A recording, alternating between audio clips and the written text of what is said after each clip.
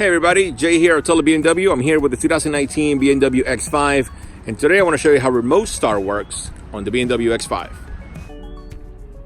So for remote start to happen, we have to make sure we have a couple settings enabled first. So we're gonna go here, we're gonna go to menu,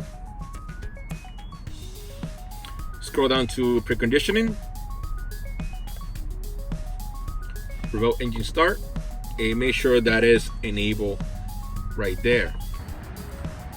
All right, so once you have everything enabled and the climate functions, you're gonna take your key and you're gonna tap the BMW emblem 3 times.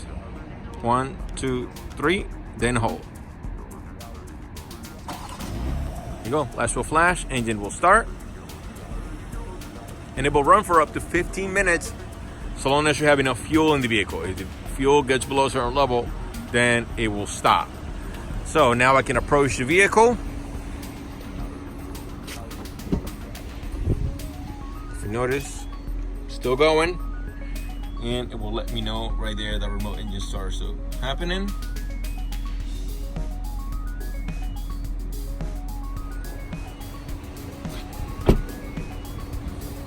So there you go, that is remote start.